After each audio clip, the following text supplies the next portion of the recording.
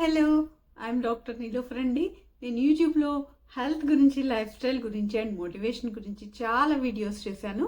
ఇంతకుముందు మీరు నా వీడియోస్ చూడకపోతే వెంటనే చూడండి అండ్ లైక్ చేసి ఖచ్చితంగా సబ్స్క్రైబ్ చేసుకోండి.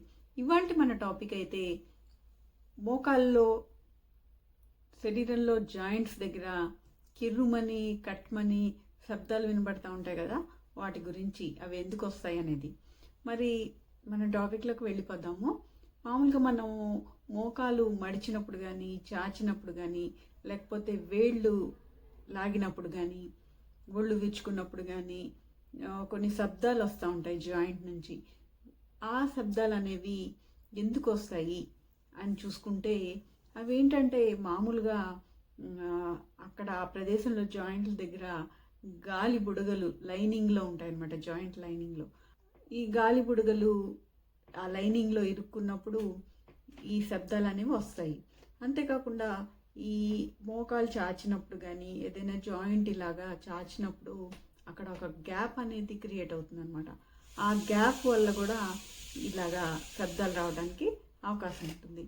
మరి ఈ శబ్దాలు అనేవి మామూలుగా హెల్తీగా ఉండే వాళ్ళలో వస్తే గనక పెద్ద భయపడాల్సిన పనేమి ఉండదు.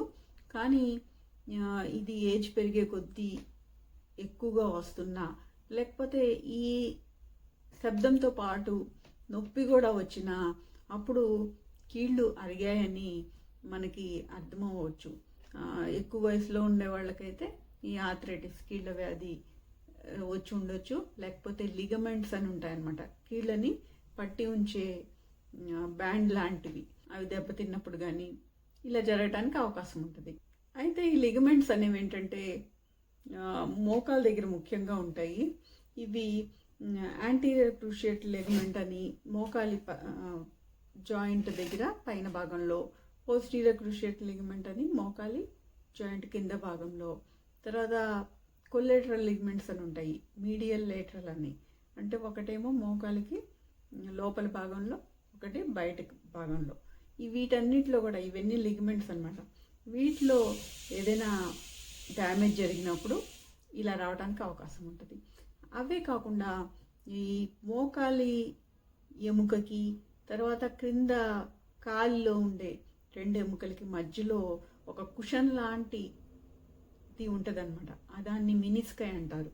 ఈ మినిస్కైలో చిరుగు కానీ, అంటే టేర్ అనమాట, ఇలా ఏర్పడినప్పుడు కూడా ఇలా రావడానికి అవకాశం ఉంటుంది. అయితే ఏజ్ పెరిగే కొద్దీ, తర్వాత ఆటలు ఆడే వాళ్ళలో ఇలా చిరుగులు ఏర్పడటానికి అవకాశం ఉంటుంది. అంతేకాకుండా కీళ్ళ వ్యాధి కూడా ఏజ్ పెరిగే కొద్దీ ఎక్కువ అవుతుంది. కాబట్టి వాళ్ళకు కూడా ఈ మోకాళ్ళలో కానీ, ఈ జాయింట్లో కార్టిలేజ్ అనేది అరిగిపోయి ఈ ఎముకలు అనేవి జాయింట్లో ఒకదాని మీద ఒకటి గ్లైడ్ అవటానికి, స్మూత్గా మూవ్ అవ్వటానికి ఆ సామర్థ్యాన్ని కోల్పోతాయి అన్నమాట. దాని ద్వారా ఇలాగ నొప్పి అనేది, తర్వాత ఈ శబ్దాలు అనేవి కలుగుతాయి. గెంతినప్పుడు కానీ, డ్యాన్స్ చేసినప్పుడు ఇలాంటి టైంలో కూడా అక్కడ ప్రెషర్ ఏర్పడి ఇలాగా శబ్దాలు, తర్వాత నొప్పి కలగవచ్చు. మరి ఇది నొప్పి లేకుండా వస్తే దీని గురించి కంగారు పడాల్సిన అవసరం లేదు. కానీ నొప్పితో వస్తే కనుక ఒక 2 వారాలు రెస్ట్ తీసుకుంటే సరిపోతుంది. ఒకవేళ అప్పుడు కూడా తగ్గకపోతే అప్పుడు డాక్టర్ గారిని సంప్రదించి ఆ జాయింట్కి అవసరమైన మందులు వాడుకోవాల్సి ఉంటుంది అనమాట. మరి అదండి దీని గురించి. ఈ టాపిక్ నచ్చితే మీకు వెంటనే లైక్ చేసి షేర్ చేయండి. ఏమైనా డౌట్స్ ఉంటే కామెంట్ రూపంలో తెలియజేయండి.